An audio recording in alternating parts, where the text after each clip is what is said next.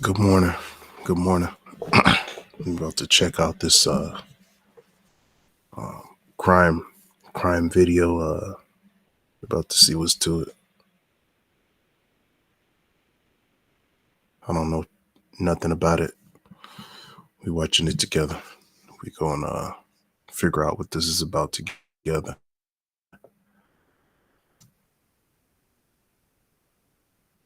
And finna say, In the quiet, picturesque town of Pine Hill, the gruesome murder of Jennifer Johnson sent shockwaves through the community.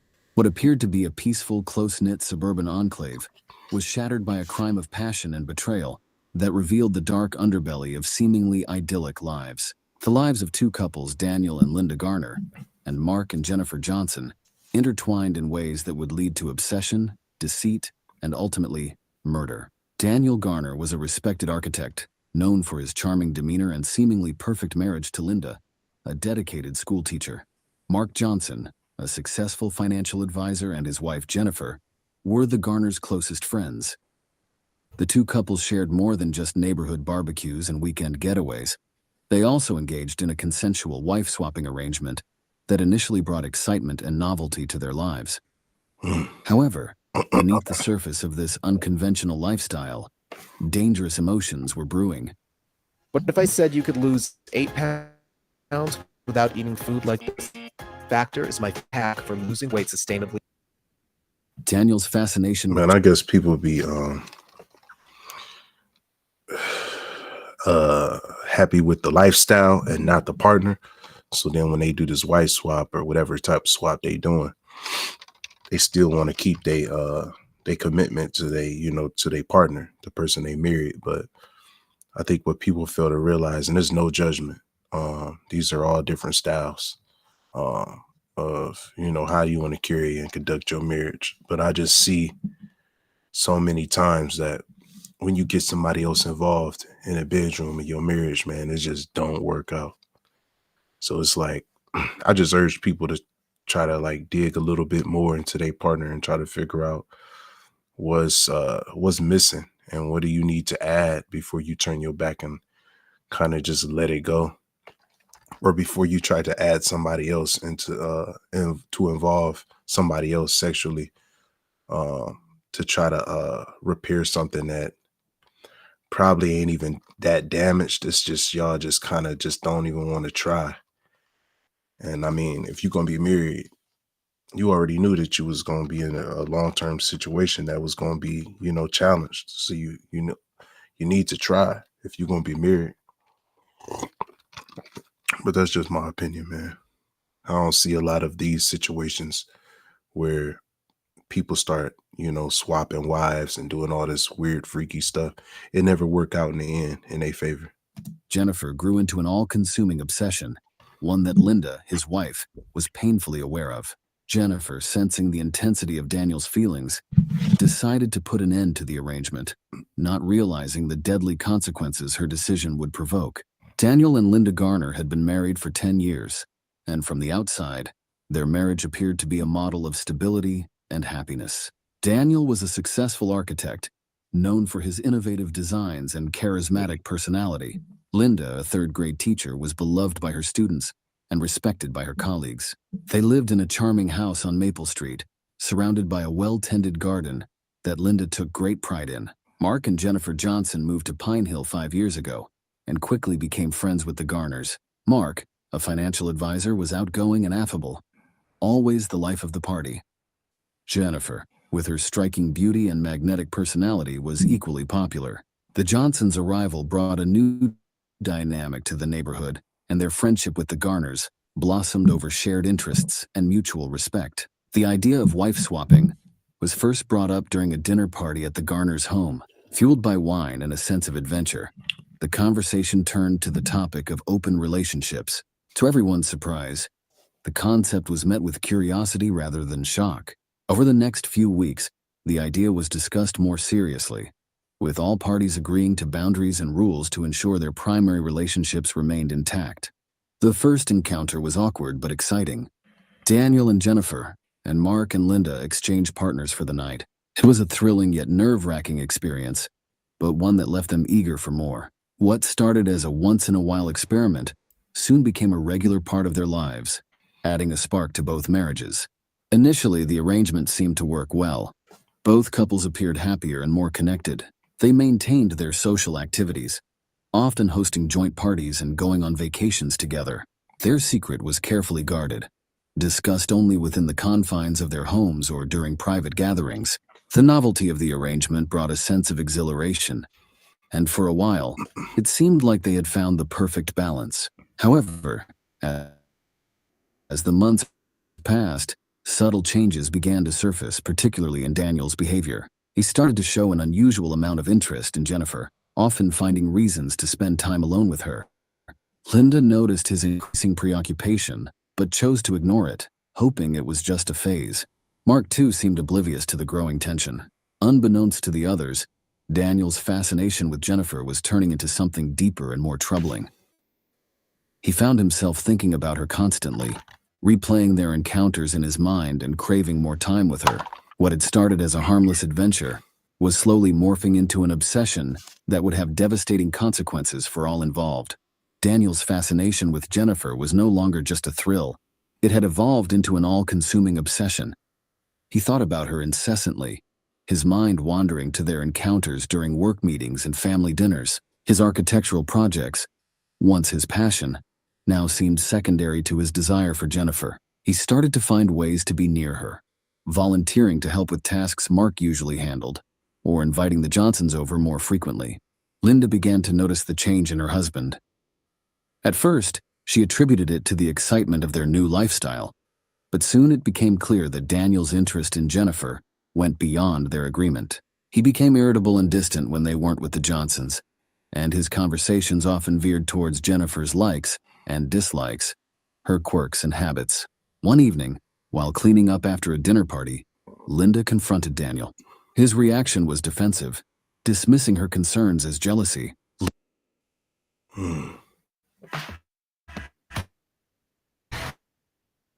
From hard hats, steel-toed boots, got your safety needs covered, literally.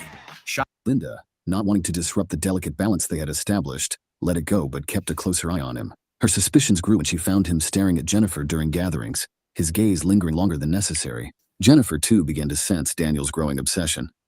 Initially flattered by his attention, she soon found it uncomfortable. His touches became more possessive, his words more intimate than appropriate. She discussed her discomfort with Mark, who brushed it off, believing Daniel was just more expressive in his affections. Mark's nonchalance left Jennifer feeling isolated in her concerns. The turning point came during a weekend trip to a lakeside cabin. The couples had planned the getaway to reconnect and enjoy some time away from their routine. However, the trip only served to highlight Daniel's fixation. He monopolized Jennifer's time, insisting on taking her out on the lake alone, leaving Mark and Linda behind. The tension was palpable, and Jennifer's attempts to distance herself were met with subtle resistance from Daniel. One night, while sitting by the fire, Daniel made a comment that crossed the line. He spoke about leaving everything behind and starting fresh. Just the two of them. Jennifer, shocked and unsettled, excused herself and went to bed early. Linda, who had overheard the conversation, confronted Daniel again. This time he was less dismissive, but still refused to acknowledge the depth of his feelings. Linda's frustration grew as she realized the extent of Daniel's obsession. She loved her husband, but was increasingly aware that his infatuation with Jennifer could destroy their marriage and their friendship with the Johnsons. Despite her efforts to intervene, Daniel's behavior only became more erratic. He started to follow Jennifer outside of their arranged meetings, showing up at her yoga classes, and even appearing at her workplace under the guise of casual visits. Jennifer's unease turned to fear. She confided in a close friend, who advised her to distance herself from Daniel as much as possible. Determined to take control, Jennifer decided to end the arrangement altogether. She hoped that by doing so, Daniel would return to his senses, and they could all move on from this chapter without causing further harm. One evening, while Mark was away on a business trip, Daniel showed up at the Johnsons' house unannounced. Jennifer was taken aback but let him in, hoping to avoid a scene. They sat in the living room, the air thick with unspoken tension. Daniel confessed his feelings for her, speaking of a future where they could be together openly. Jennifer, horrified, tried to reason with him, explaining that their arrangement was never meant to be more than a temporary excitement. As Daniel's declarations became more intense, Jennifer's fear turned to anger. That's why you don't play with fire. Everybody think they fixing a situation. Ultimately, they making it worse, man. Hey, what's going on, Joey Pro? What's going on? Good morning, man. Yeah, you think that you're fixing a situation by adding somebody else in it, and all you get is a mess, man. This dude don't even know he ahead of himself. He emotionally tied to this woman. She's basically explaining to this dude rationally that it could be nothing more than just a fling. Like they already agreed that it was just going to be a temporary. Hey, I'm good, man. I'm good, bro. And I'm blessed, you know, trying to have a good session here. But yeah, this is supposed to be a temporary thing. And you know, he got ahead of himself. He got in his feelings. So, you know, he want her to himself. He want her, you know, exclusively and all of this. And then that's where you get the trouble, man. Folks don't want to back down. Hope no problem, man. My man. No, I'm not streaming the game right now. Probably later on or probably tomorrow. She realized she needed to put an end to this before it destroyed her marriage and her friendship with Linda. She told Daniel firmly that their arrangement was over and that he needed to respect her boundaries and her marriage. Daniel, visibly shaken, tried to persuade her to reconsider, but Jennifer stood her ground. Over the next few days, Jennifer avoided Daniel, hoping he would come to his senses.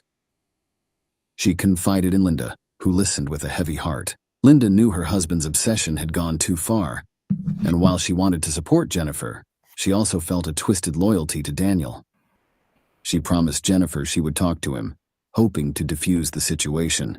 However, Daniel's obsession only deepened. He started showing up at Jennifer's work, waiting for her after hours, and leaving her messages expressing his undying love. Jennifer, feeling increasingly unsafe, decided to confront him one last time, hoping to make him understand the gravity of his actions.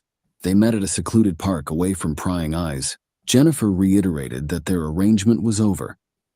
Take me out to the mountains. Take me out to South Beach. And that his behavior was unacceptable. She pleaded with him to let go and move on. Daniel, unable to accept her rejection, grew desperate. He accused her of leading him on and playing with his emotions. Jennifer, maintaining her composure, insisted that they part ways and return to their respective marriages. Unbeknownst to them, Linda had followed Daniel to the park. She watched from a distance, her heart pounding as she saw the confrontation unfold. She could see the anguish on Daniel's face and the determination on Jennifer's. Linda knew that this confrontation was inevitable, but she also feared what might happen next. As the argument escalated, Daniel's desperation turned to anger. Jennifer's refusal to entertain his fantasies felt like a personal betrayal. He lashed out verbally, calling her names and accusing her of ruining his life. Jennifer, holding back tears, stood her ground, refusing to be intimidated. Linda, watching from the shadows, felt a surge of panic. She knew she had to intervene before things got out of hand. She stepped out of her hiding place and approached the two, her voice shaking as she called out to Daniel. The sight of Linda seemed to snap Daniel out of his rage, and he turned to her, his expression a mix of confusion and relief. Jennifer, taking advantage of the distraction, walked away, determined to put as much distance between herself and Daniel as possible. Linda, now alone with her husband, tried to calm him down. She reassured him that they would find a way to move past this, but inside she knew that their lives had been irreversibly changed. The affair had reached its breaking point, and Jennifer's decision to end the arrangement had set off a chain of events that could not be undone.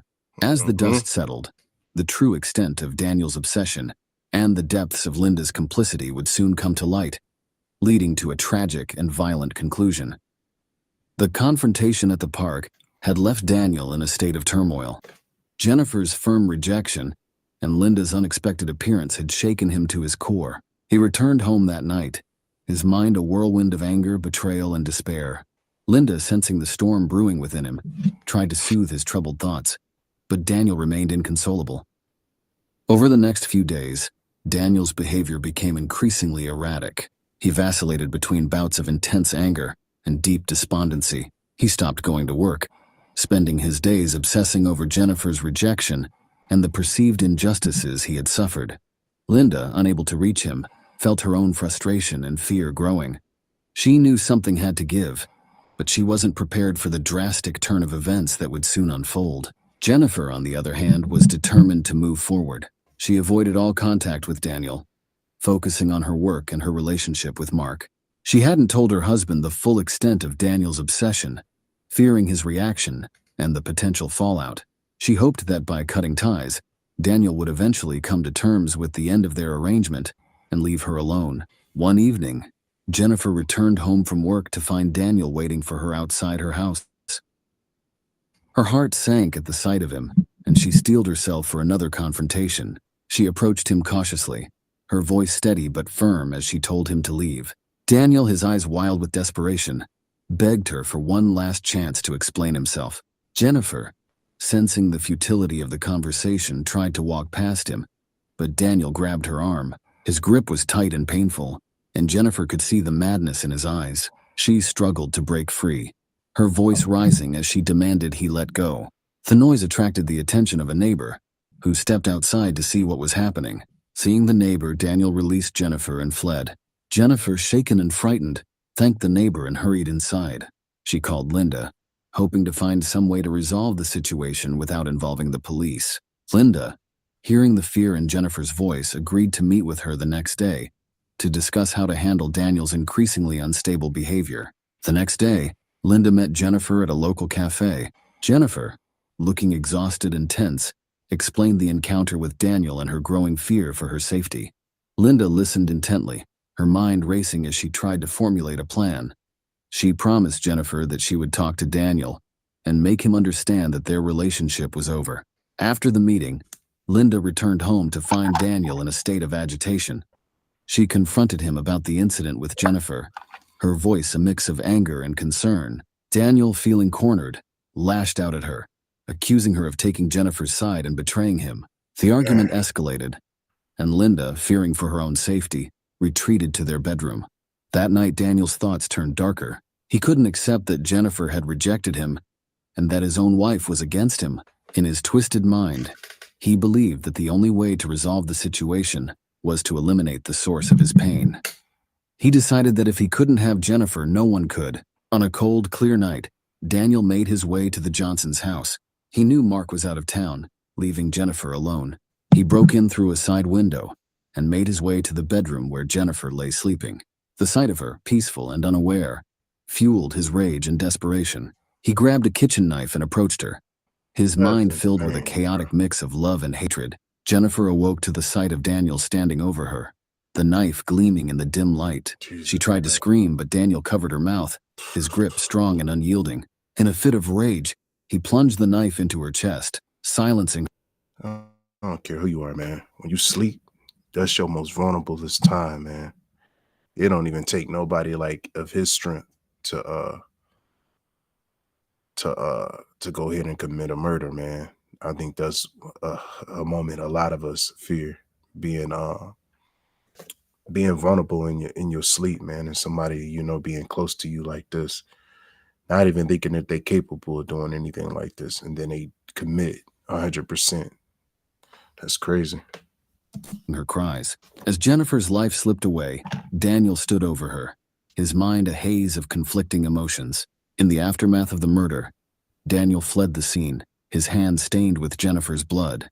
He returned home, where Linda found him trembling and incoherent. She realized immediately what he had done, and in a moment of twisted loyalty, she decided to help him cover up the crime. The life they had built, the secrets they had kept, were all at stake. Linda knew that if they were to survive, they needed to act quickly and decisively. Linda, driven by a twisted sense of loyalty and self-preservation, quickly took control of the situation. She led Daniel to the bathroom, instructing him to remove his clothes and wash off the blood. Her mind raced with the urgency of their predicament. She knew they had to act fast to cover up the crime and protect their secret life. As Daniel stood under the hot shower, the water turning pink around his feet, Linda gathered his clothes and placed them in a plastic bag. Imagine being able to build anything just by thinking about it. Meet Base 44, a complete. She scrubbed the floor where he had walked, making sure to eliminate any trace of blood. Once Daniel was cleaned up, she sat him down and forced him to recount every detail of what had happened. Despite his emotional state, Daniel managed to provide a coherent account, his voice shaking with the weight of his actions. Linda devised a plan. They needed to create an alibi and dispose of any evidence linking them to the crime. She called a trusted friend, claiming that Daniel had been with her all evening, ensuring their alibi was backed up. Then, she drove to a secluded area outside of town, where she burned Daniel's blood-stained clothes and the murder weapon, praying that the fire would consume any remaining evidence. The police questioned everyone in the neighborhood, including the Garners. Linda's carefully crafted alibi held up under scrutiny, and Daniel, although visibly distressed, managed to avoid raising suspicion. The investigation seemed to stall, with no concrete leads pointing to the Garners. Despite their initial success in evading the authorities, the psychological toll of the murder weighed heavily on both Daniel and Linda. Daniel became increasingly paranoid, convinced that the police were closing in on him. Yeah. You ain't gonna be able to be free in your mind, man. I don't care who you are. Man, when you take a life, especially one that shouldn't have been taken, you ain't gonna be able to be yourself after that, man. It's gonna weigh on you. And I don't know why, but it's just before you grow dark, before you kind of get into that mode where it's just the norm, the beginning is not normal.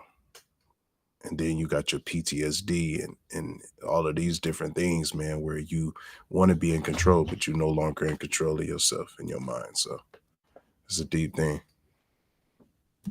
He withdrew from friends and colleagues, isolating himself in a web of fear and regret. Linda, while outwardly composed, felt the strain of their secret pressing down on her. She became hyper-vigilant, scrutinizing every interaction and behavior for signs of suspicion from those around them. The weeks following Jennifer's murder were a blur of tension and deception for the Garners. Linda took on the role of the stabilizer, managing Daniel's paranoia while ensuring their public facade remained intact. She monitored the news for any updates on the investigation, relieved that the police seemed to have no solid leads. However, Linda knew that maintaining their cover required more than just an alibi. They needed to create a narrative that would divert attention away from Daniel. She suggested to Daniel that he should appear more distraught over Jennifer's death, to align with the community's grief, and to throw off any suspicion. At social gatherings and community meetings, Daniel played the part of the grieving friend. He spoke of Jennifer with a mix of fondness and sorrow, his eyes often welling up with tears. Mark, devastated and desperate for answers, seemed to appreciate Daniel's empathy, never suspecting his friend's involvement in his wife's death. Daniel's mental state deteriorated further, his guilt manifesting in nightmares and hallucinations. He started drinking heavily, seeking solace in alcohol but finding only temporary escape. Linda, fearing he might confess in a drunken stupor, kept a close eye on him, often staying up late to ensure he didn't leave the house. One evening, as Daniel sat slumped over a glass of whiskey, he broke down. He confessed to Linda that he couldn't live with the guilt any longer, that he needed to come clean. Linda, panicked, tried to calm him down. To help maintain their composure, Linda suggested they take a short trip out of town. They traveled to a secluded cabin in the mountains, hoping the change of scenery would help Daniel regain some semblance of peace. The isolation provided a temporary respite, allowing them to plan their next steps without the constant pressure of the investigation looming over them. During their time at the cabin, Linda reinforced the importance of their secrecy. She coached Daniel on how to handle police questioning and public interactions, drilling him until he could respond without hesitation.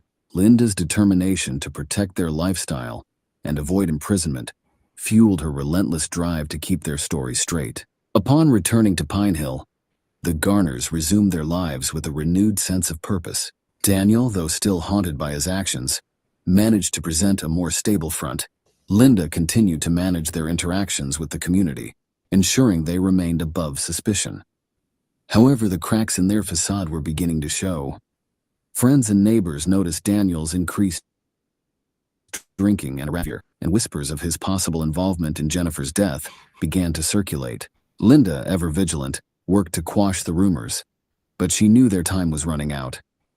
As the police investigation continued, new evidence came to light, pointing towards inconsistencies in Daniel's alibi.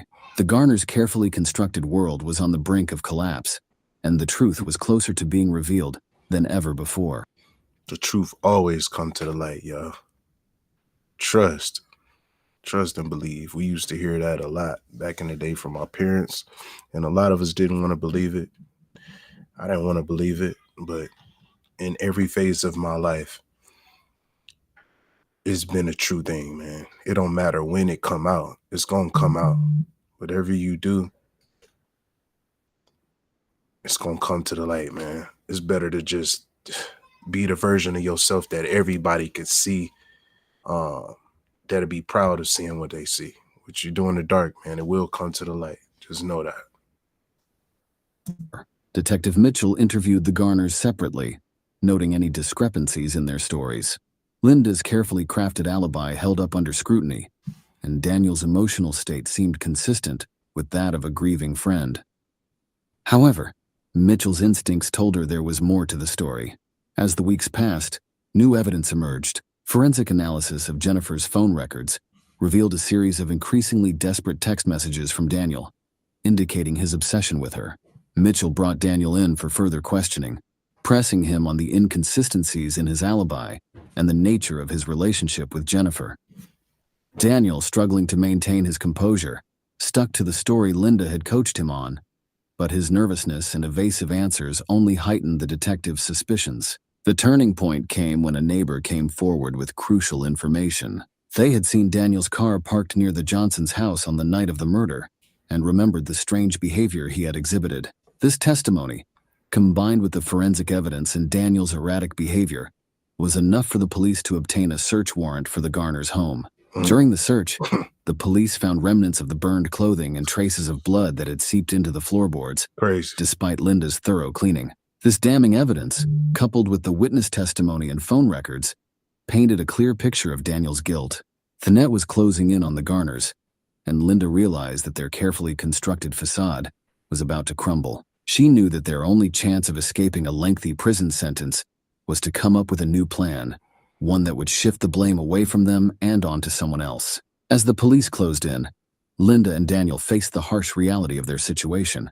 The lies and deceit that had once protected them were now threatening to unravel completely, and the truth was about to be revealed in a way they could never have anticipated. As the evidence against Daniel mounted, Detective Mitchell prepared to make her move. She brought Daniel in for another round of questioning, this time with a different approach. She laid out all the evidence they had gathered, the phone records, the witness testimonies, and the forensic findings. Daniel, cornered and overwhelmed, began to crack under the pressure. Mitchell pressed harder, suggesting that if Daniel came clean, he might receive a more lenient sentence. Daniel, unable to handle the weight of his guilt and the relentless questioning, finally broke down. He confessed to killing Jennifer, describing his obsession, the confrontation, and the moment he lost control. However, in his confession, Daniel also implicated Linda, revealing her role in covering up the crime. Come on, bro. Just take your L. I'm sorry, man. I don't want to seem like somebody's a crazy person, man, but I'm just saying, man, you get caught, you go down. Don't try to drag somebody else in there that was only there trying to protect you, man. She didn't pull the knife and stab old girl. You did. You got to take it like a man, bro. And don't just try to go out and just take everybody down with you. That's insane. You should have said, man, I did the murder. I committed it myself, and I went to go hide the evidence. I was trying to be smart, but y'all got me.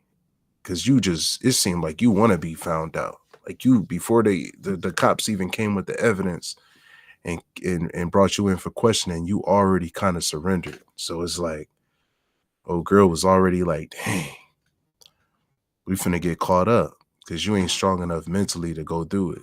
And I get it, bro. I don't think I would be able to, you know, stomach what I've done if I've done something that terrible myself. But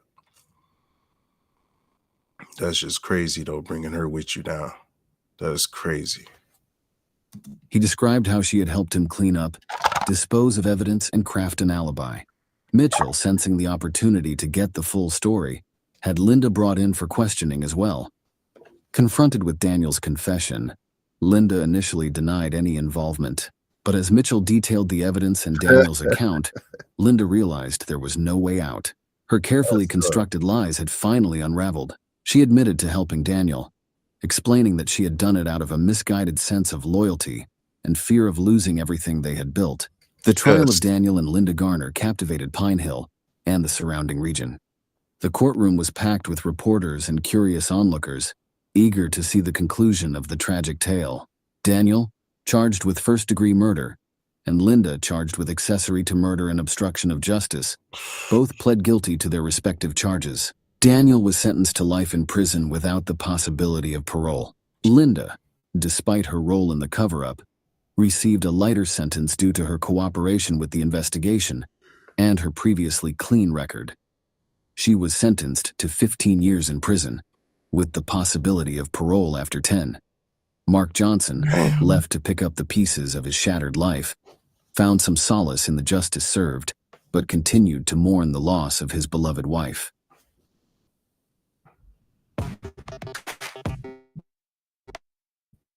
Catch me up. You have a DJ set That's for the crazy. Razor Party tonight at 8 p.m. Let's find something iconic to wear.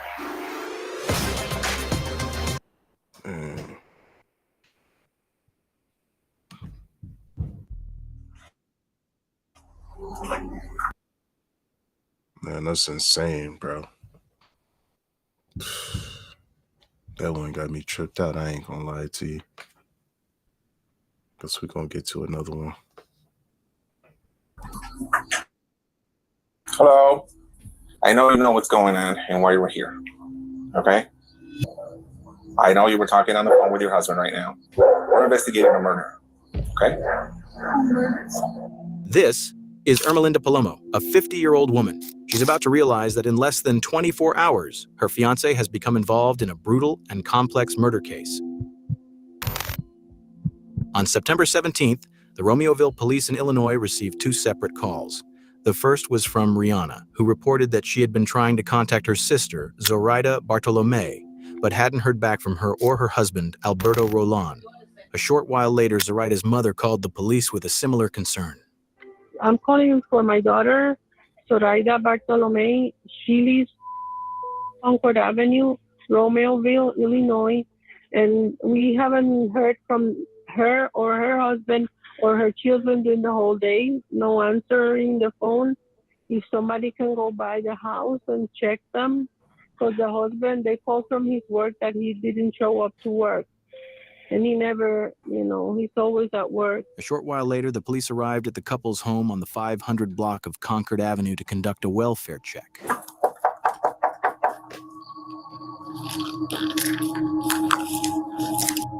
No one answered the door, and there were no signs of movement inside the house.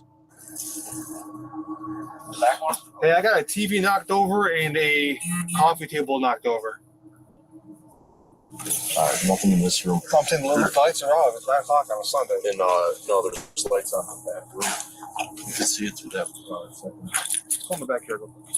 When the officers entered the backyard and decided to go in through the porch, they found something they weren't prepared for.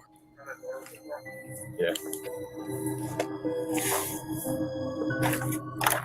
This one's open. Oh God. Hold this. Yep. You with me. You guys hold the front, okay? From a position of cover, please. I don't know if anybody's in there or not. You got another door right here.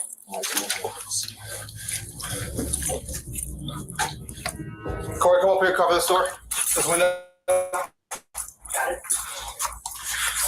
Fuck, this lights is dead. God damn it. Doors on that. Alright. Romeo, please, anybody here? Romeo, please, anybody here? Body.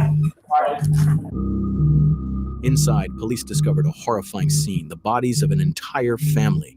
Alberto Roland, 38, Zoraida Bartolome, 32, and their two young sons, 9-year-old Adriel and 7-year-old Diego, had all been shot to death with a 9mm gun.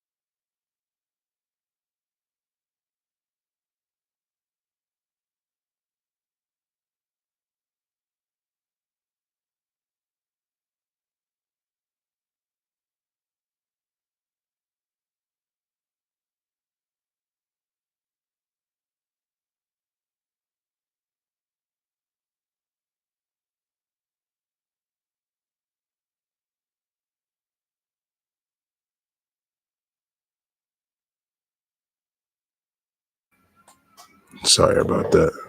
I had to go take care of something.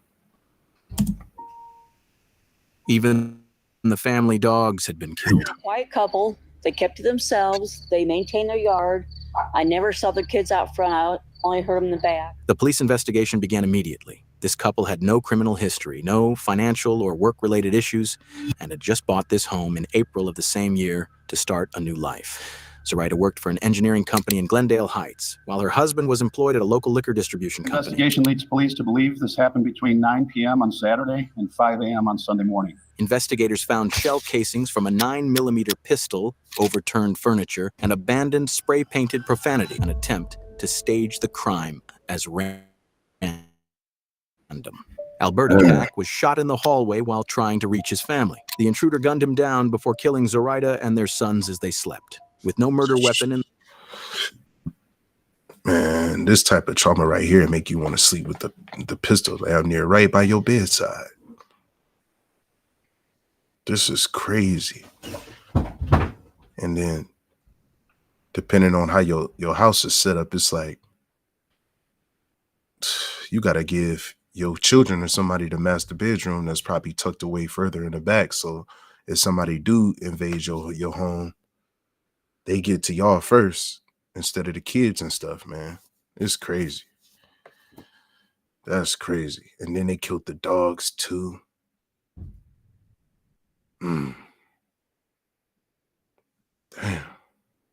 In the house, it was clear this was a targeted attack, not a murder-suicide. And Romeoville police still very tight-lipped about a possible motive for the violence. Detectives questioned Zoraida's coworkers and uncovered a crucial lead. She had been receiving threatening messages for weeks, warning that her life and her family were in danger. They also learned that Zoraida had been secretly involved with a coworker, Nathaniel Huey Jr., 32, for nearly 4 months. Her husband, Alberto, was aware, but had agreed to stay for the sake of their children. The threat started shortly after Zoraida began seeing Nathaniel, escalating over time as she ignored them. The messages warned that she, her children, and Nathaniel were in serious danger. A week before the murders, Alberto also started receiving similar threats. So, what can you tell us? With mounting evidence, Nathaniel Huey Jr. became the prime suspect, the man behind the threats and the brutal murders. Detectives quickly tracked him down at his workplace and brought him in for questioning. Are you married? Yeah, but not paper. Yes, but yes or no, my nigga? I'm sorry, man, but you already acting suspicious as hell, bro. If I would have been sitting there, bro, I would have been looking at you like, yeah, your ass guilty. I ain't gonna lie. Like his whole demeanor is off.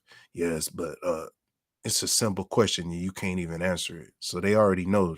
They got somebody that could be a possible suspect. not been going to court, So like church married, but not paper married? I gotta ask, did you have anything to do with this?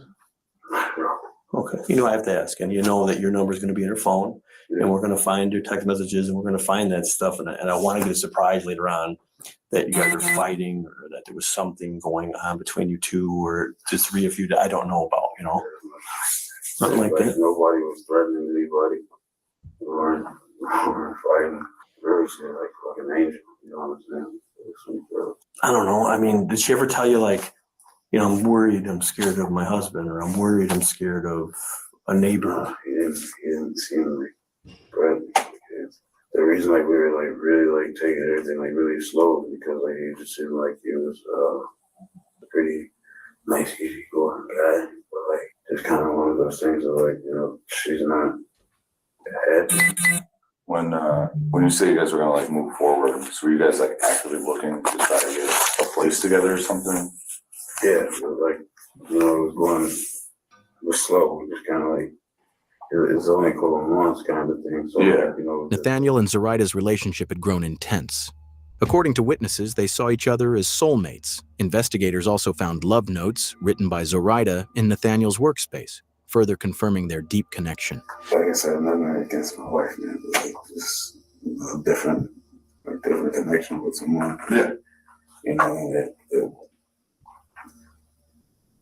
I just felt really strong. Detectives knew there was more to Nathaniel's story, and they were certain he knew something crucial. The day before the incident, Nathaniel left work earlier than usual and didn't return after the incident.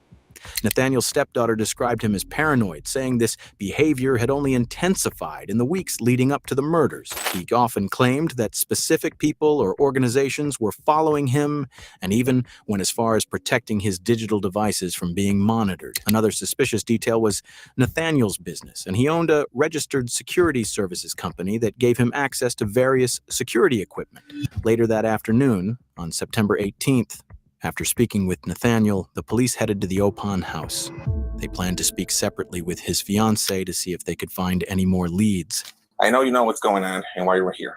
I know you were talking on the phone with your husband right now. We're investigating a murder. We have in our possession some phones, okay? And in those phones, we're doing what it's called a phone dump. We can retrieve those messages. Okay. We have retrieved those messages, all right? We've read them. We're pretty clear that somebody's pretty upset at the victim. Okay, is there any way that these text messages are going to come back to you, or your name, or your phone, or anything associated with that? Okay. Why are you scared of him? Oh, I'm not scared. Well, Okay. Why are you scared right now? because when I called him, because I was scared, I didn't know where he was. Okay. He said, someone's following me. Okay. So I called. And then I heard him say, why are you following me? Do you want to search the car? And then someone said to him, there are messages from you, and it's because her husband found out you were having an affair. And I didn't know that. You didn't know why. Wow. That he was having an affair.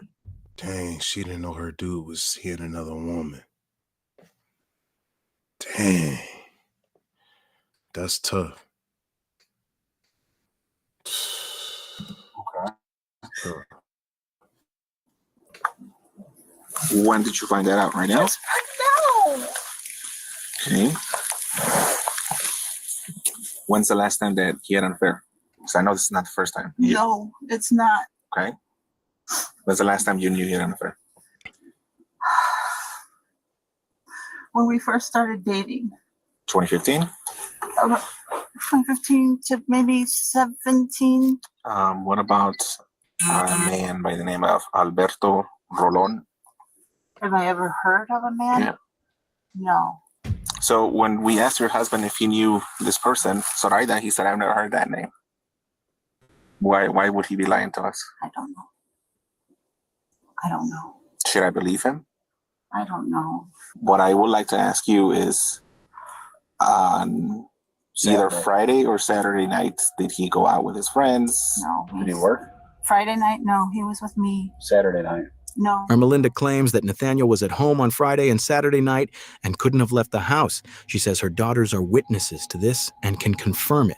Like what we're asking for is consent to get the text messages off your phone between you and her, to Snapchat or whatever it is between you, so we have both sides of it.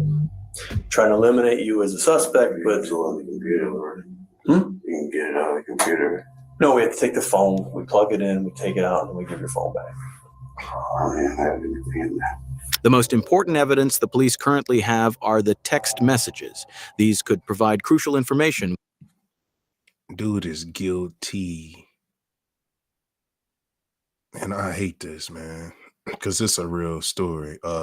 His downfall, man, is not something I'm happy about, man. I just think it's crucial, man, that folks do the right thing, man. You think you're gonna get away with something, like we said before, what's done in the dark gonna come to the light. Now they asking for the phone.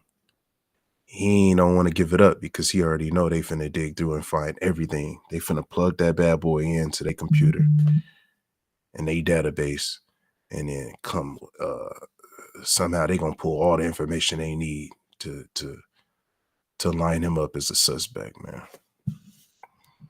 So it's crazy, man. It's really crazy. But this is what happens, man, when you think you're smart and you're doing stuff that's against the law, and you don't think your time will come. Your time will come. You will have your moments in between where you know you happy and things are seeming like they're going in your favor. And then eventually things will catch up to you and it'll be a sad story, man. It's just a way of life. Once the sender and the full story are revealed, the police ask Nathaniel for permission to search his phone and to collect a DNA sample. How about this? How about I come see you guys later today after work or something like that? Because I got fucking other shit in there that I don't necessarily want you to be like looking at. You know what I'm saying? I understand this, but again, I promise You ain't delete no evidence, I bro. don't care what you You look should at. have been deleted that. No, it's not like fucking like freak shit. When questioned by police about the threatening messages to Zoraida and Alberto, Nathaniel claimed he had no knowledge of them and there was no evidence linking him to the messages. I don't mean any disrespect. I promise you that. I'm just saying, like, I think it's just better if, at this point, not speak to a lawyer. This is insane. it's crazy. Yeah, I get you. No, I get you. However, he had another story to tell.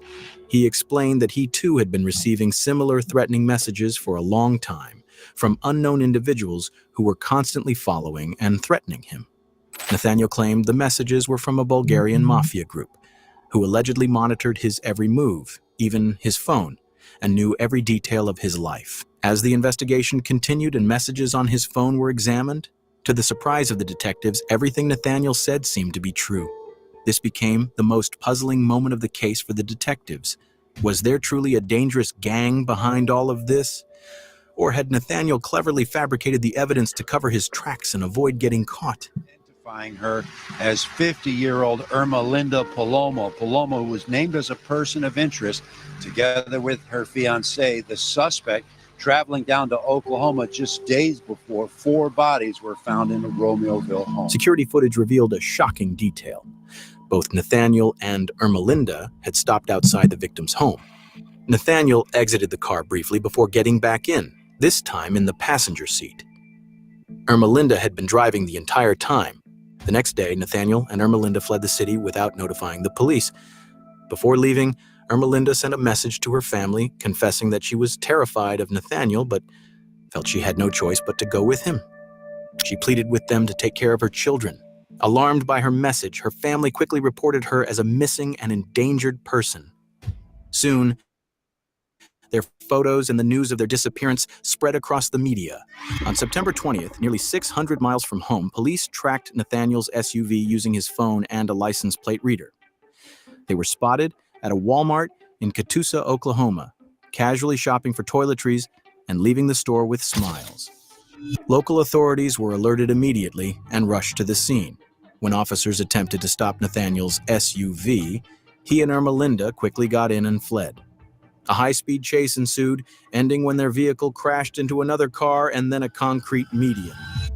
The SUV caught fire, and gunshots rang out. Ermelinda, wounded, managed to crawl out of the passenger seat and was rushed to the hospital. Inside the car, police found Nathaniel dead. He had shot himself. Despite being taken to the hospital alive, Ermelinda didn't survive. Looks to be an apparent murder-suicide. Armed and dangerous murder suspect. For a year after the incident, police continued their investigation, determined to uncover the truth behind the threatening messages and the supposed gang controlling Nathaniel. In 2024, they finally found their answer. The mastermind behind it all, the messages, the fake personas, the paranoia, was none other than Ermelinda. Since 2021, she had been creating fake online accounts, posing as hackers, hitmen, and gang members, all feeding Nathaniel a carefully crafted illusion. She manipulated him into believing he was under constant surveillance and had no choice but to obey. She even installed tracking apps on his phone to reinforce the lie, occasionally using Bulgarian words and dark web references to make it seem real.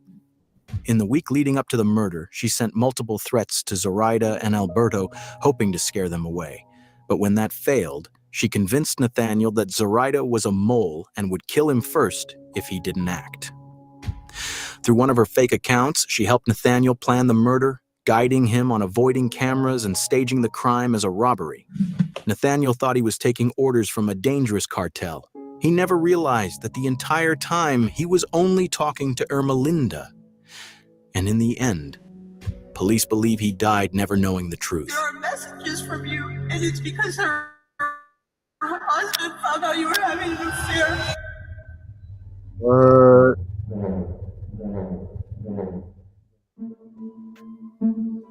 Sheesh.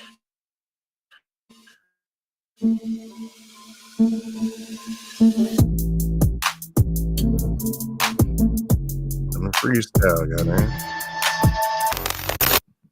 Yeah, this is crazy, man.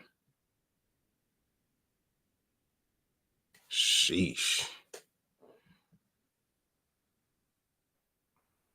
I might be out of ideas of what we gonna watch.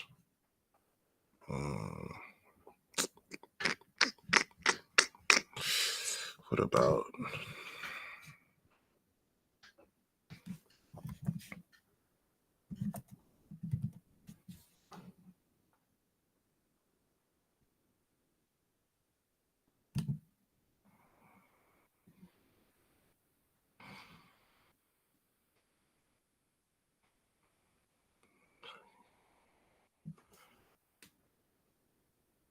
They be using AI too much in these videos, man. I'm starting to notice that.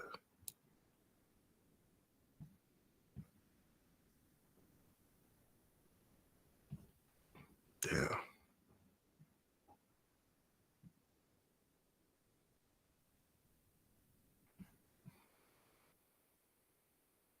They thought I was talking about catfish, like the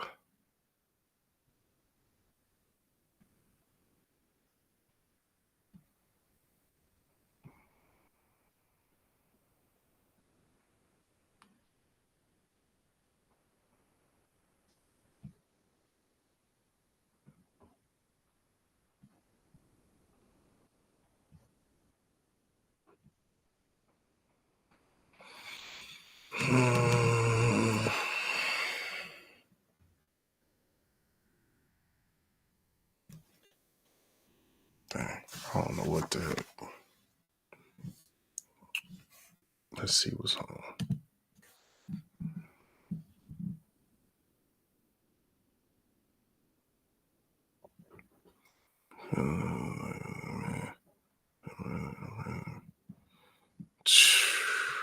Hell to the nah.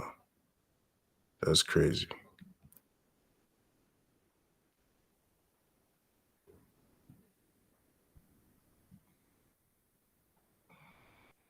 Goes completely wrong. To Club America, make you cry.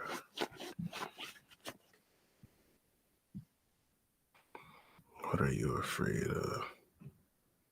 I know, trying to meet too much.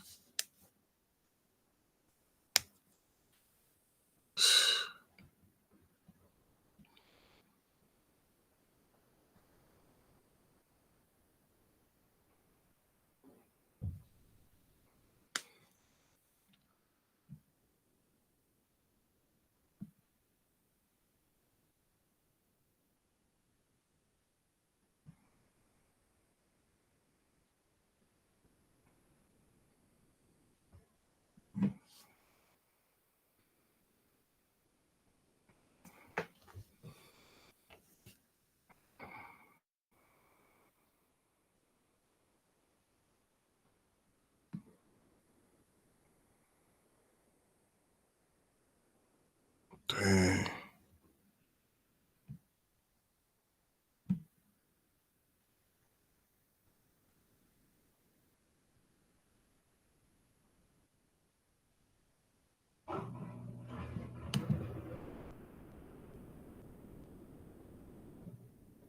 Do you have a car? And do you have a clean driving record? Did you know you could pay as low as $19 a month in car insurance? How? It's super easy. Click below, enter your zip code.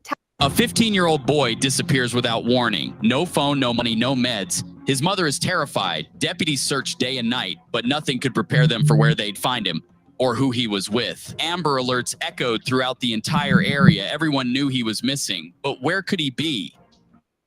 As detectives began to unravel the case, their investigation uncovered a shocking twist. A teacher had been alone with the missing student for nearly a week. Your son that took off? Yeah. And so you said that last time he was found at those apartments down the street. Charleston K, yeah. Is there a friend of his that lives there or something? I have no clue. He's changed his entire friend group, to be honest.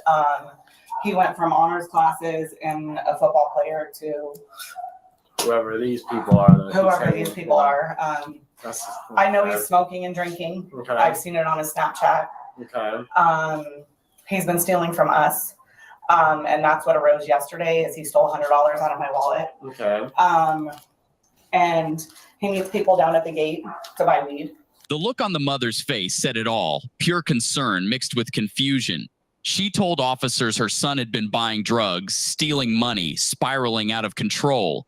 Yet she was still completely unaware of where he really was or who he was with. And he basically said, I never want to see you again. I don't want to see Dad. Don't talk to me. Don't find me. Don't call me. Okay. This has happened a lot with him over the summer. When did he take off? I want to say it was between 9:40 and 9:50 last night. Okay. And I know you gave a description of what he was wearing. Yeah. He's on foot too. He's on foot. He also has a gray Nike backpack Okay. that he's carrying with him. Okay. We don't have a picture of him. I mean, I can find it through, body camera interactions, but Can I give you yeah, one? give me a picture if you Yeah, can. let me grab my phone. Yeah, I'll get mine too. I'll be right back.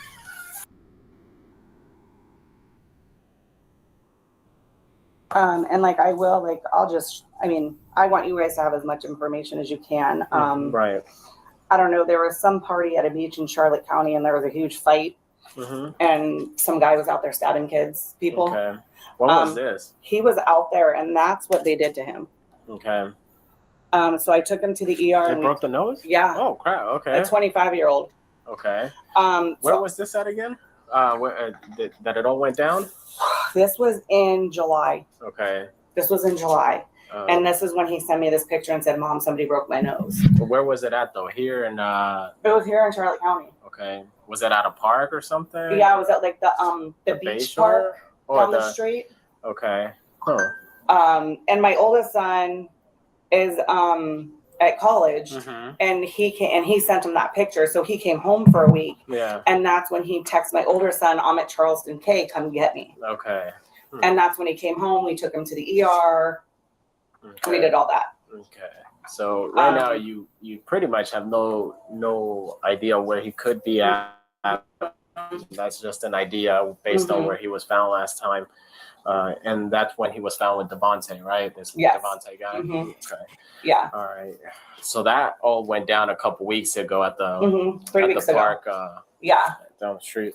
And is this the longest he's done this for that he's taken off, or? No, but we had a really long conversation. That school's in session. He had told us over the summer when we didn't hear from him for a couple days that he was at a trap house. No clue what that is or what Mhm. goes on there. Right.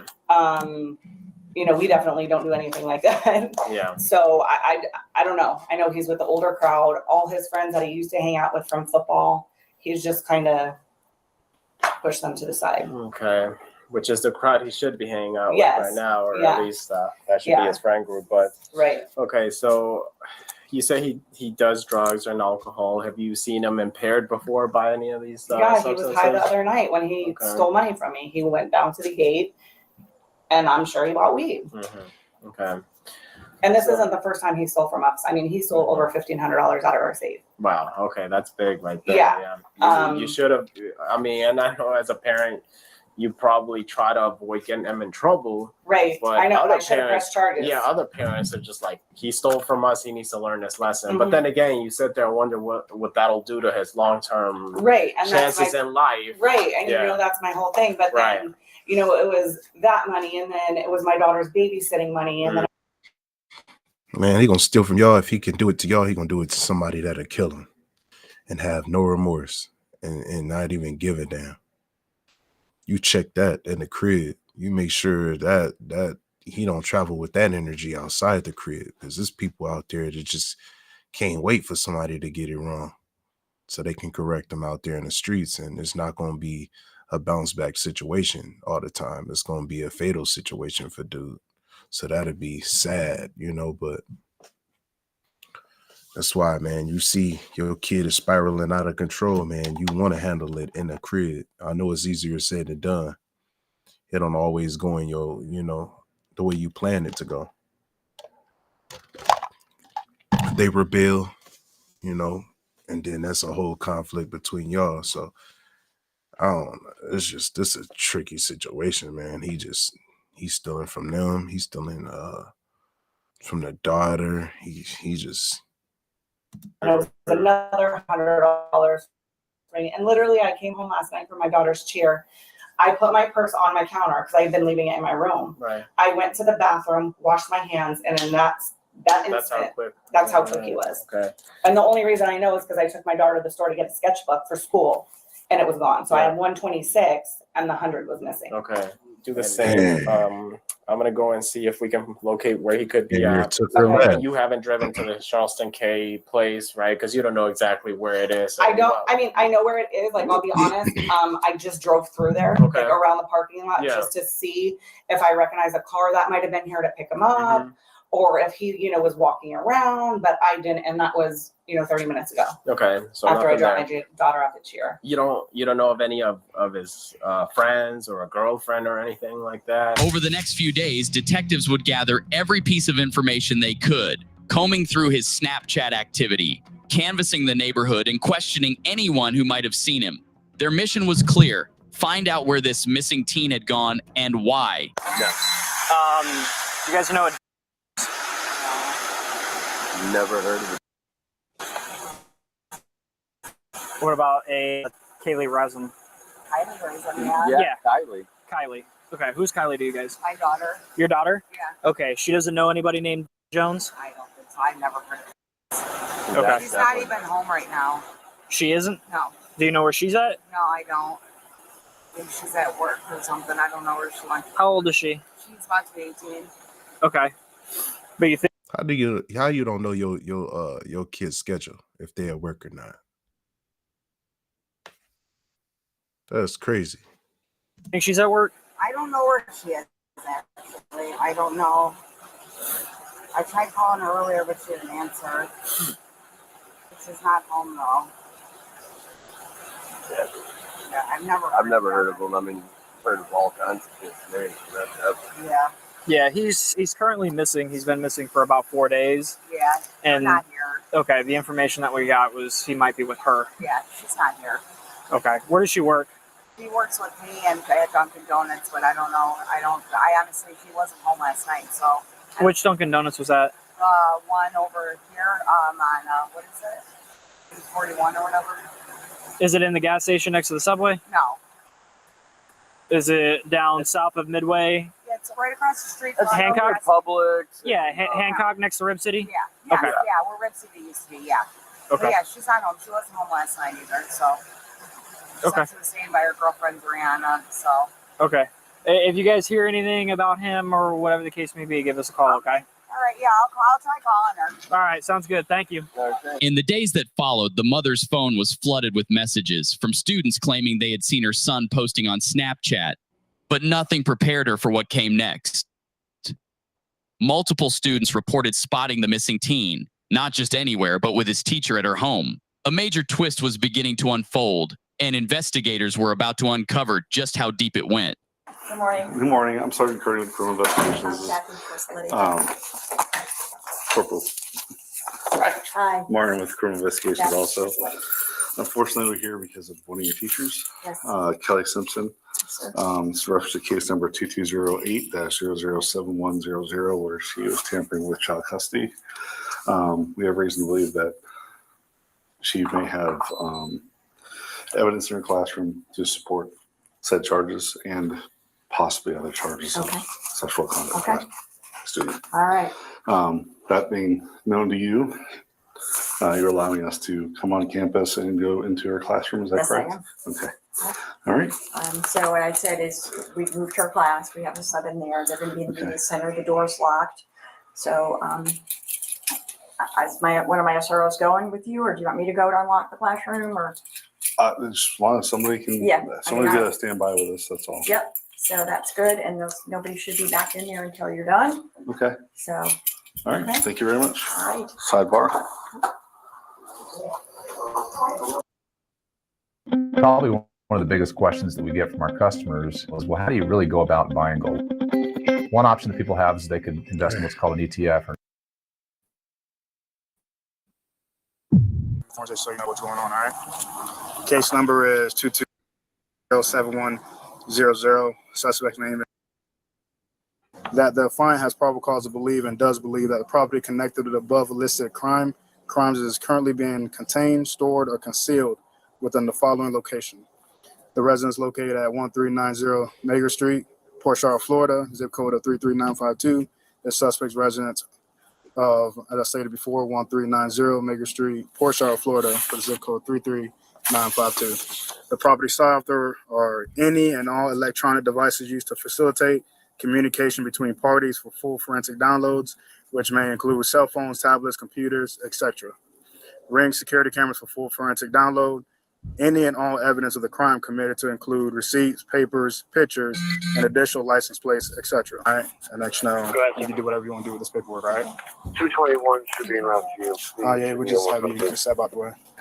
You can bring your water at you if you want. Copy, thank you. 407 to 227. Sidebar. 227 for down to O'Hara. Do you have anything in your pockets or anything like that that I need to be concerned about? I have a vape. Okay. Is it just the paper copy of the search warrant they provided to you? And the car key? Just go ahead and leave your car key on the seat. Vape is okay? Yeah, just take it. Yeah. I'll take that. Yeah, and then I'll take the paper for you, and we'll just come over here to the passenger side of the Mark Park.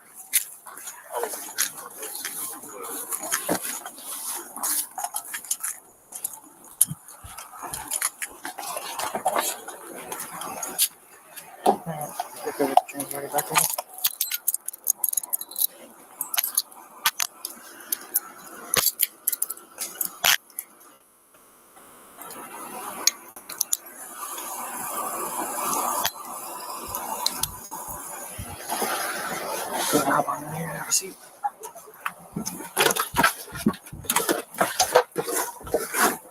Is it a piece of gum that somebody put in my? Yep. Nice.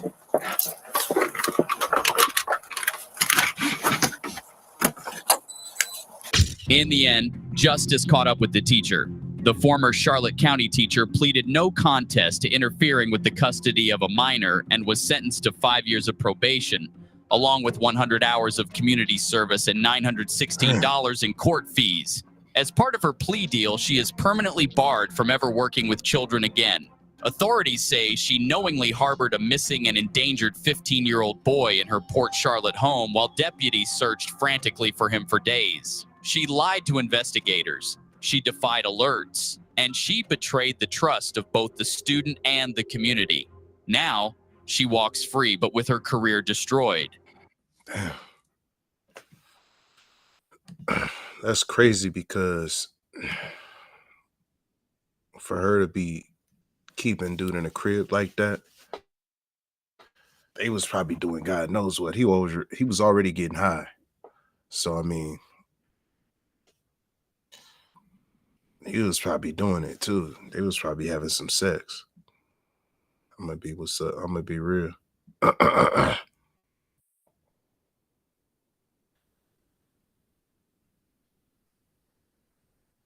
Dang. Dude said he was a football player and honor student. Then he started hanging around the wrong crowd.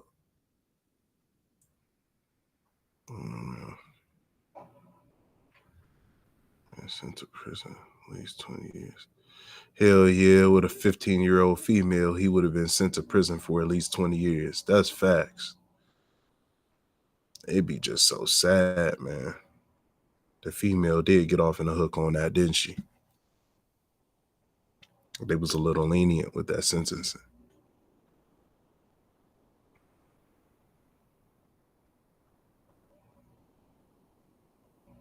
Damn. We might got time for just one more.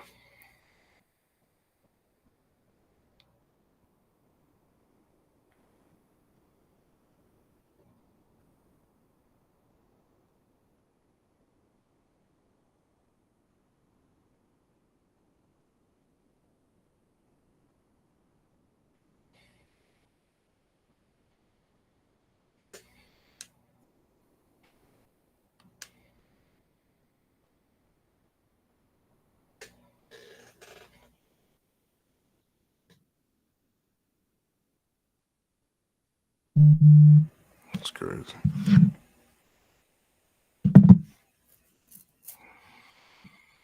Man, I don't want to just be searching and searching and searching. Thinking about taking one of these home. Watch.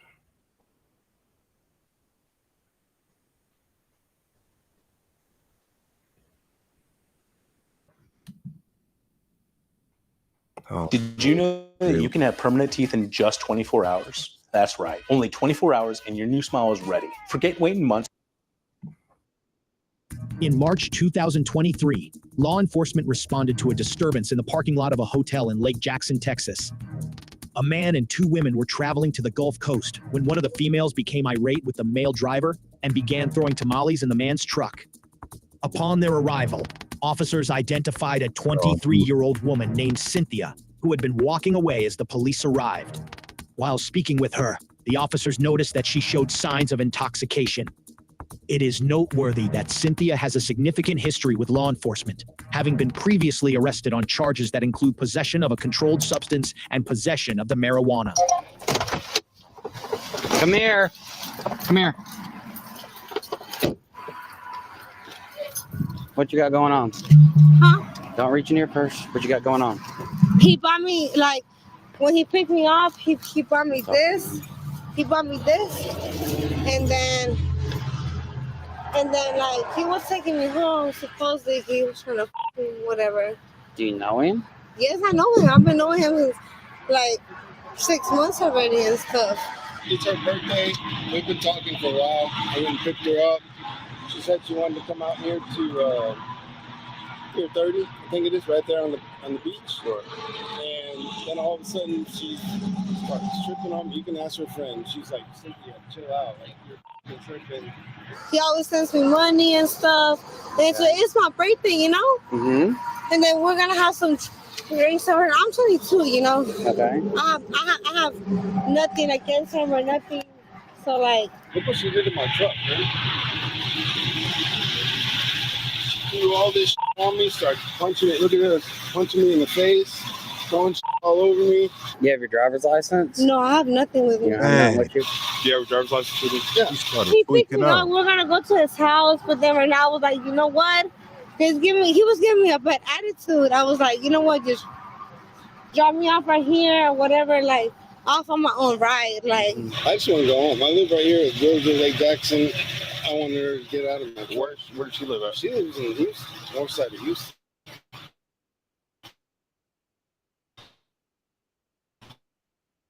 I'm not. It was on motel. She couldn't have waited to trip in a hotel room. I don't know. That's crazy though. When somebody driving and somebody go ballistic while they driving, that's just insane, man. You trying to wreck me? That's crazy. Like, oh, like you want to drop me off right here? Like I do not care. Like I don't want no drama, no nothing. And she was bitching because she's like, take me back to my house. So I'm like, I'll take you home in the morning. Like, you came over here with me. You said you wanted to come here. I'll take you home in the morning. He even trying to like take me to his apartment and me and stuff. And like, I'm obviously trying to do that. I was just trying to leave, you know? Hang on just a second. Let me give this to them, okay? Okay, because I'm not with that. 51 code of copy 1 by name and date of birth. And that's what she said. You was with that. Why you getting the truck? Stop lying. You got in your feelings or whatever. He probably got a new he got another female up in there. You used to probably dealing with dude exclusively, just one-on-one, just you and him. You get pissed off. He got somebody else, you know, in the situation. He trying to upgrade the situation. You get mad and start throwing all this stuff around his car, punching him and stuff. Y'all was already dealing with each other. That's why you was hitting him. You was emotionally invested in dude. Now you lying, saying that you ain't down for none of that and this and that. We gonna let it unfold, but I feel like I'm on to something. I ain't gonna lie. Flipping out, punching me, throwing shit over the truck. Like, good looking truck though. I ain't gonna lie. Not anymore. Oh, it just needs to be cleaned up. Let me go make contact with her and I'll be right back. Okay, so what caused the issue? He picked me up. It's my birthday today. Okay. And then he said we're gonna go to his house and everything. Yeah. Smoke some weed. I just smoke weed. I'm not gonna lie. So he bought me this. What I have in my purse, he bought it to me. He bought it for me because I even have the Cash App thing where he's sending it to me. And then on the way back, we're gonna come in here because all I do is smoke weed, and we're gonna smoke it. I haven't even smoked it yet. Like we're gonna smoke it in his house or whatever. Did you get dragged into this?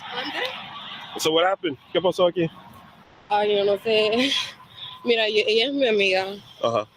Anda, te voy a hacer la verdad, yo soy así, te voy a decir la verdad. Ella anda en barras, se tomó barras. La verdad, yo no le hago a eso.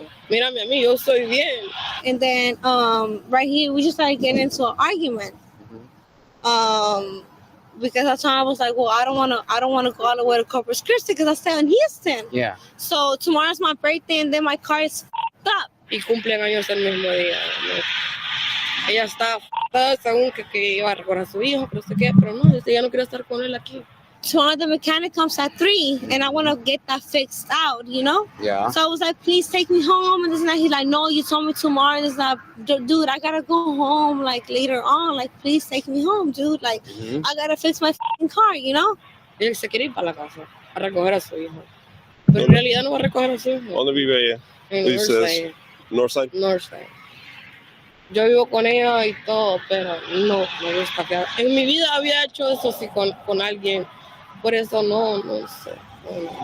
And then he was just like, no, until tomorrow. Like, dude, like at least at 3 or something. He's like, no. I'm like, dude, what the f-? Like, You don't need to stress out about That's car when she insurance. You just started go to freaking out. Insurify. They can help you save money and headaches. No spam, no calls, no fee.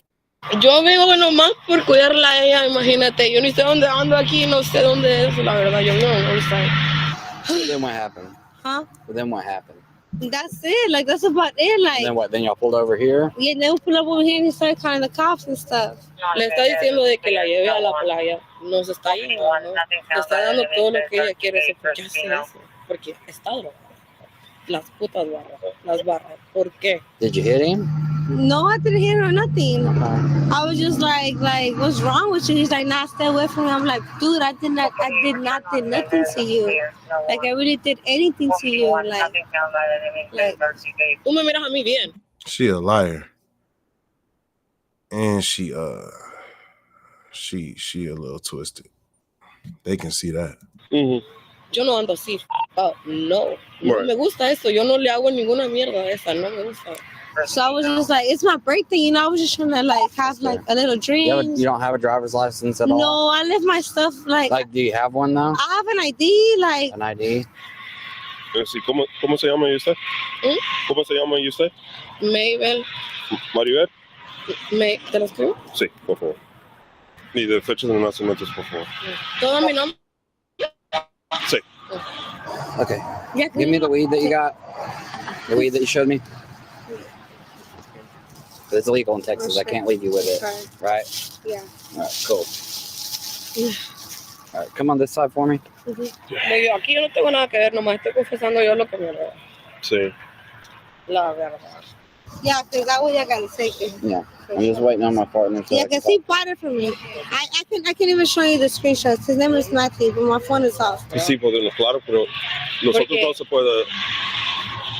La única persona que puede llevar para la casa es él. Pero él no quiere poner cargos, él quiere recibir con la casa de él. Okay, but you're holding it right now. Yeah, Okay? I was holding it for him, you know? I understand. But that makes you in possession of it. You get what I'm saying? Yeah, I know. But I got the screenshots where he sent me the $40. Okay. His name is Matthew. I believe you. I gotta charge it though, you know? Mm-hmm. Pero es que, I don't know. I know. Me arrepiento. la verdad.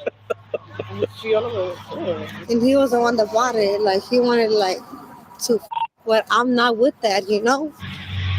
Estaba todo bien, de repente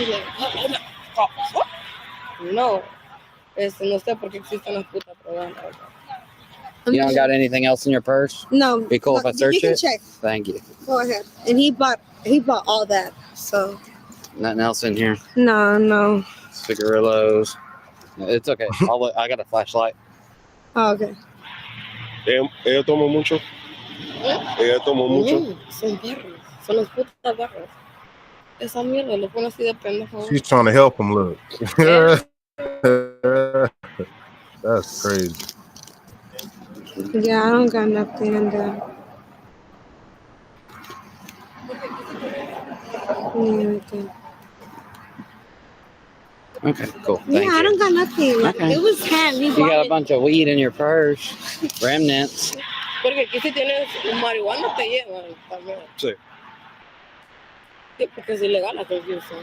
Mm-hmm. Well, it's just grams. Look. Get off your keys. Sorry. Oh, girl, I keep got my it straight keys. real. All right, cool. Just take a seat in there so I can go talk That's to my comedy. partner, okay?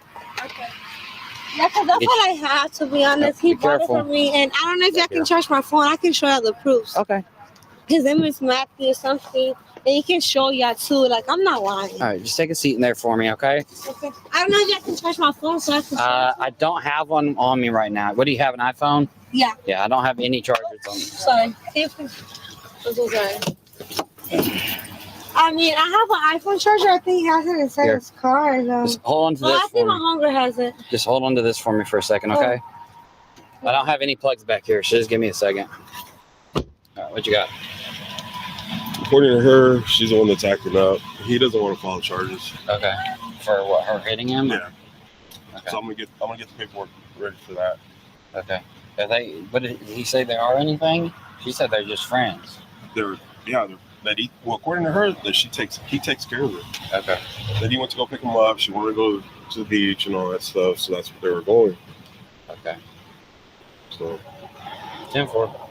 let me go get the paperwork. Are they going to take possession of her? Because she f***ed up. Does she want to go with me?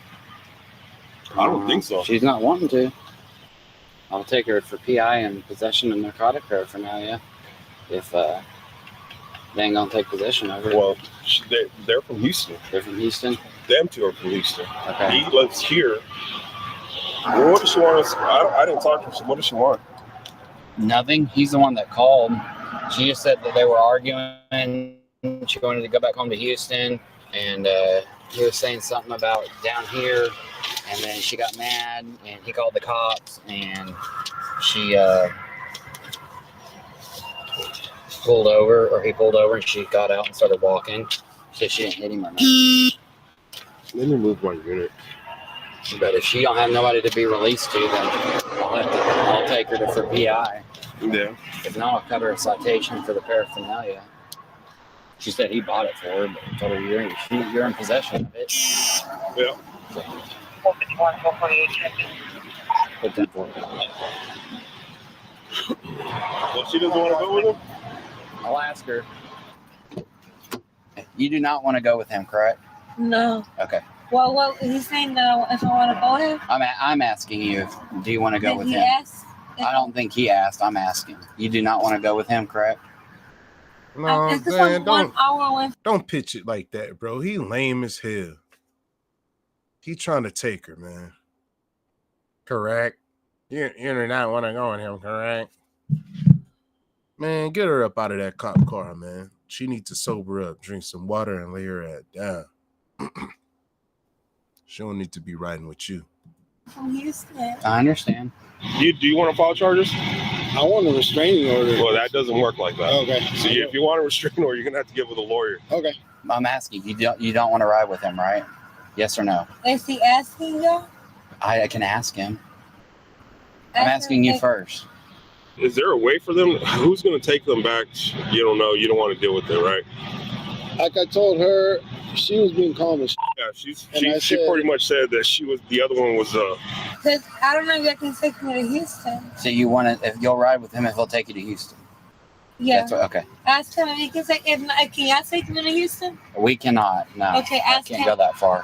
Ask him because I feel more protected when I ask him. 'Cause Okay. I have no right. I stay in Okay. Houston. Like, Give me a second, it's okay? so f***ed up. I said, hey, if you want to stay here or something, like I'll take you back in the morning. She's fine with that. Like I don't know if that's an option for her. But her, I don't want anything to do with it. Okay. Like, it's my birthday, you know. Like, I was just trying to have like a good time. I got you. I'm not f***ed up or nothing. Like, You're And I- pretty messed up. I can tell. well, I drink a little bit, just like at least like what two little shots. That's it. But like, But that's what I'm trying to I'm find. not a drinker. Like, you know. Is that your girlfriend or just a friend that y'all? We've been talking for a while. Okay. You know what I mean? Whatever her name is, and then I'll put assault. And the reason why you don't want to file charges, you can make. I just don't want to file charges at this point in time. And then I just need you to sign it and date it. Okay. And then print your name, and I'll sign it after that. Okay. I'm trying to find somebody to release you to because I can't release you if you're intoxicated, and I feel like No, I'm good. I'm no, good. you're pretty messed up. I can tell from talking to you. So give me a second. Let me ask him. Okay. Okay. Hey, are they from here? They're not from here, right? They're from north side of Houston. But as far as like, I ordered 200 hand-forged knives to my dorm room. Built a Wix website to sell them. born and raised, I think. I don't think so. I think she might be. I don't think she is. Her dialect's a lot different. Yeah, it's Cuban. Yeah. Okay. She said she'll only ride if I take her to Houston. That's the only way she wants to ride. So, now you're not taking her to Houston. Okay. So, all right. I'm gonna hook her up then. Okay. For PI. Mira, él dijo que si quieres quedar aquí con él, si puedes, pues él se puede llevar para Houston mañana, pero ella va a arrestar ahorita. Ella va en el calle. Okay, so ¿Está bien? Okay. Step out for me real quick. you say yes? No. No. Okay, that's fine. I'll find out. Look, turn around. Sorry. Turn around. Ya, porque yo no sé dónde estoy, la verdad, no sé. Y sí, yo no. Pero yo voy a hablar con la mamá de ella. All right. Drop your purse. Put it right there. Okay. I'm going to take you to jail tonight for public intoxication, okay? But I'm not intoxicated. You are very intoxicated. I'm really not. I can tell. Y'all can even like No. test me. Okay. Nomás dile que qué pasó con ella, pues. Okay. I'm calling him up. Y'all trying to test me with the walking thing. At least. That's only for DWIs. It's not for PIs. But I'm not a nothinger though. Ya que se vayan primero. Okay. Y tú dile que yo voy a mirar cómo me voy. Pero Okay. no quiero que se entere que me voy con ella porque según es como la... El novio. Okay. The PI is a Class C misdemeanor. You'll be out in the morning. Oh my God. All right. Have a seat in there, okay? Can I take my bag too? Because I have my phone right there. I'll take your bag for you. I got to take it to the police department, okay? So go say, hi, bitch, it's fake. ¿Qué nos queda? Okay. Oh, wait. Yeah, look. Habla con ella. And it's my birthday. Come on, I'm not intoxicated. Your keys are on the other side. You need to grab your keys. I'm not intoxicated. Can you hand them? Y'all can test me. I cannot test you. I don't have any way to test you. Like walking or something? No, I'm there not. are I'm no good. I tests for promise PI. y'all I'm good. There are no tests. What did he tell you? Because that's not manipulation. I haven't talked to him. I'm good. Like, I literally can find a Uber right now and I go can smell the home. alcohol coming off of you, and you're slurring your words really badly. Yeah, I feel you, brother. She said she'll stay with you. Okay. She's just gonna wait until the other girl leaves because she doesn't want to follow. Yeah. Because I'm assuming that they're close friends. Yeah. I'm not comfortable releasing you. I feel you're No, intoxicated. dude, I'm really good. Like, I just go home and relax. Like, I'm good. Like, I'm really good. Like, I just get an Uber right now and go home. No, ma'am. I legally cannot They done release got you. her in the back of the car, Like that. man. That's what I need to do. He ain't going nowhere. So just get in contact with the lawyer. Yeah. Yeah, because she was like, I know you're trying to get up out of it. Like, I'll get my... Nothing you She can knows do, what man. apartment. Yeah. Okay. Like, it's just, I really don't have no bond for nothing. Like, Sit back. You don't have to bond out. huh? You don't bond out on a Class C. You'll be released in the morning. It's my birthday. Still don't want to. Appreciate it, man. Let me get you the case number and all that stuff. I'll stand by until she's transported. That way the other one can kind of relax. No problem, man. I was just trying to go home. That's it. I understand. Can you give my bag to my She friends? punched dude up in the Bag? whip, though. Yeah. You Then want started to doing release stuff your around bag to up in her? his whip. Yeah. And the Can you keys? take it over here? He did this to And my himself. keys, I ain't too? gonna lie. To her right there? I just want my phone. Just your phone? Yeah. And Okay. And the charger? My bag. Can you give me my bag? I'm trying to get my phone. I'll have to hold it up there. Do you want me to get it for you? Just my phone. Just your phone? Yeah. And give her my bag and my Okay. keys. So you So can go- bag and keys go to her. You just want the phone Yeah. to come with you to jail. Yeah. Okay. All right. I'll release it to her. No, I just want my phone and tell her to come right here so I can tell her to keep my keys so she can go. Okay. Can you tell her to come right Yeah. here? I'll let her talk to you real quick. And do I get a prayer bond or something? So you'll get seen by the judge in the morning. Le voy a Okay. hablar a tu mom, ¿ok? Me voy a llevar a Tranquila. la cárcel. Tranquila. Pero Tranquila. llévate mi cartera Ok, yo voy a hablar con tu Okay, mom. I'll take Tranquila, ¿ok? Ok. porque mañana viene el mecánico. There's the bag. There's the keys. I got your phone right here. Yeah, your phone. Tenlo ahí, ¿ok? Vete a mi casa, por favor. Yeah, y voy a ir a verlo del nene y voy a hablar con tu mom, ¿ok? Por favor. Tranquila. So what I was saying is it's not like a charge where you'll have to bond out. You'll see a judge in the morning and he'll release you from the morning. Oh, You'll be free to okay, go. it's not a charge. No, it's a charge. It's like a speeding ticket. So Oh, you'll okay. see the judge in the morning and then you'll be released. You don't go to county. You don't get a bond or anything like that. Okay. Okay? I don't gotta pay for no bond or nothing? No. Oh my God. Okay, thank you. Did she cause any damages inside the truck? She tried to punch the screen, but it didn't do anything. Okay. Like, Just other than throwing food. throwing food, doing the drink that was with it. And, I mean, yeah. Okay. Well, I ain't got no tamales to eat, so that's a little. And on the weed, I'm cutting you a break. I'm giving you a warning on the weed. He bought it for me. I believe you. And like, I'm I not. have the proof. I can show you. Like, So I'm not even charging you. You're getting a written warning. So it's not even, doesn't go on your record or nothing. It's no fine or nothing like that. Shut it, little Smith. Okay. So this is a case number. Okay. I'm Officer Montalvo. That's my badge number 366. That's the number of the PD. Okay. So if you need anything, just said he was of course, gonna give you, you like, signed the waiver of part for the prosecution, week. so you can't file Not for part of the charges. But a restraining order, I mean, just get with the. I don't want to file charges. I just want to out of it. Right. You know what I mean? Like, and just me filing charges is gonna bring. Yeah. if I have to have the messages and the proof when he was like, yeah, I'm sending you the money. I'm sending it to you right now. He's sending me 40. So even if he does that, you're in possession of it, right? You get what I'm saying? You know. Yeah. So you were in possession. He done already explained this like 3 times. She's going. I'm not drunk. Let's do the test. Let's do the test. Man, dude already been in this experience this so many times. He like, man, you are done for. You drunk. We ain't got to talk about nothing. It's clear that you inebriated. Possession when I got here. So the charge is possession. You know what I mean? Yeah. Ella vas a salir en la mañana. Ok. Vas a mirar el juez en la mañana y ella se puede hablar con que necesita hablar con la mamá o usted. No, en la mañana. Mañana. Sí. Sí, 9, 8, 7. Oh. Si puede. But I'm just writing you a warning. You're just not Are you gonna going put anywhere. that on it? But the warning? Like the marijuana? Yeah, it's just a warning though. Like it doesn't go on your charge sheet or Oh, anything. okay. This is a warning. The only for thing me. you're going to jail for is PI.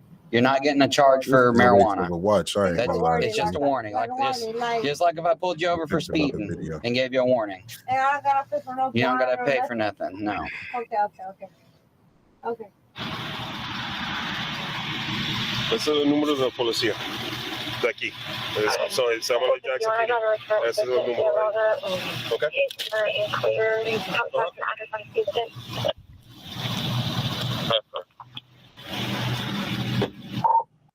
Let's talk salary. Great. What do you typically offer for this role? It's competitive. And if it was a number, it would be. So I 10-4. know it's different because I know my law from Texas. I was born here and I'm American. Putting your correct name in the notes. Because you can tell me this right now, but the judge can tell me something else. So what the judge is going to do, it's going to be our city judge. It's a city charge. So it's not a county charge. So it's a Class C misdemeanor, right? So a speeding ticket is a Class C misdemeanor. You need anything else, Bob? No. We're good, man. Yeah, you're free. Dude keep repeating himself. He done said this already. Multiple times. She's out of there. Be careful, man. Yes, sir. You gotta stay away from the crazy ones, bro. Oh, I know. That's why I'm telling you. I'm giving you advice. I already went through that. And what about the marijuana? I'm sorry, what were you saying? He ain't listening because he like, damn, how the hell do you The know? marijuana Until is you just, know. I'm giving you a warning. The cop a little slow too. So that's not even a charge. He bought it, like. So he all said, the he warning. was even saying I'm a smoker and this and that. He was saying that. So like I said, it's just a warning for the marijuana, okay? And how long would it take for me to get out? You'll see the judge like at 6 in the morning, 6 or 7. Huh? I'm talking to her. No, for not even a whole day. How much did you have to drink? I haven't even drink. What? Yes, I haven't even drink. Okay. She says she's not intoxicated. It's just the guy that picked us up. So today is my birthday, right? So he's been trying to tell me that he's been trying to pick me up since the morning. And I've been knowing him since the longest, you know? So I don't go out with people that I don't trust. So I went out with him. And then on the way over here, he was telling me if I wanted to and this and that. I was like, no, I'm not that type of girl. Hello, are you Got in the listening to truck. me? Yes, ma'am. And I understand the situation. Like he was trying to on me. Like he was really trying to me. And I wasn't with that. Like I don't want to little one. Like, I get you. it's my birthday. Like, come on. I'm not gonna go and somebody. It's my birthday. 451. Like, what the like, I'm a American citizen. I know my rights too.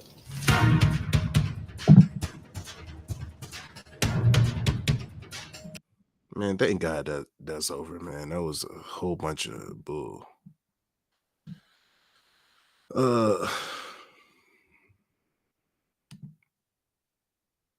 No, it's crazy.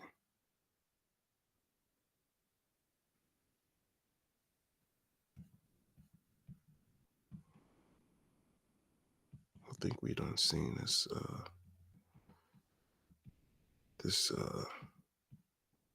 the compilation, the MTV Catfish. I think we had already seen a lot of these.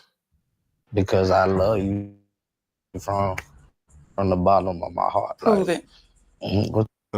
We might have to continue sometime later on and watch some of these because this is 5 months ago. I didn't even know they continued this show. Yeah, that'll be up and coming for later on if y'all tune in, man. It'll probably be around closer to 5 or something like that. I'm gonna go get some lunch. Thanks for the support. And y'all have a good one, man.